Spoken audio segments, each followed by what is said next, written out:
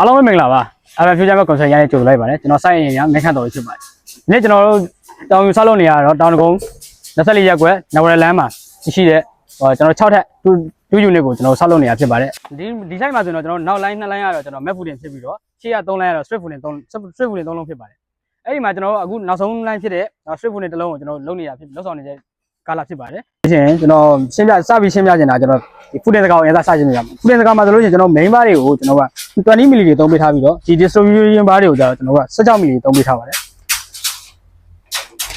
ဒီပြင်တော့ကျွန်တော်အကောင်လုံးကို6လက်မှစီပေးထားတယ်ဒီမှာနဲ့ပြီးရလို့ရှိရင်ဒီ footing ရဲ့မှ size ကကြတော့ကျွန်တော်17ပေ34ပေရှိပါတယ်ဗျနောက်ပြီးတော့လောက်ဒူးလာကြတော့ကျွန်တော်တပေခွဲရှိပါတယ်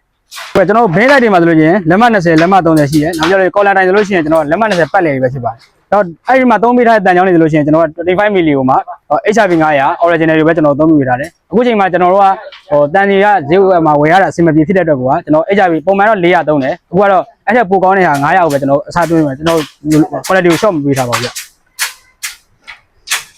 အဲ့ဒီနေရာမှာကျွန်တော်စားဝင်းနေဆိုလို့ချင်းလဲ6လက်မှကြာကျွန်တော်လုပ်ပေးထားပါတယ်ပြီးတော့တစ်ချက်တိုင်လို့ချင်းကျွန်တော်လက်မ20ပတ်လက်ဖြစ်ပြီးတော့တန်နေသုံးထားတာလည်းကျွန်တော်10ချောင်းသုံးထားတယ်25 mm ကိုပဲ10ချောင်းသုံးထားတယ်25 mm မှာကျွန်တော်က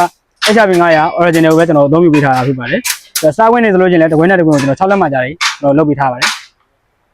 အခုချိန်မှာတော့တိုင်ရောက်နေရိုက်နေပေါ့ကျွန်တော်ချင်းတန်းလမ်းဖြစ်နေလို့ပေါ့ foundation ကိုတူတော့ဆိုလို့ချင်းကျွန်တော် excavator လေးတွေ့ရပေါ့နော်အဲ့ excavator လေးကျွန်တော်ကတက်တန်းနေပဲကျွန်တော်အောက်ရေကြီး12ပေထိကျွန်တော်ရအောင်တူပေးထားတယ်ပြီးလို့ချင်းကျွန်တော်ဒီမှာရေကြီးကားအချိန်မှာခက်ခဲလေးမရှိအောင်ကျွန်တော်တို့က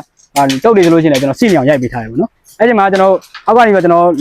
ဟက်ကိုရိုက်တဲ့အချိန်မှာဆိုလို့ရှိရင်ကျွန်တော်ကြောက်ကြီးနဲ့သဲနဲ့ကိုကျွန်တော်တပေ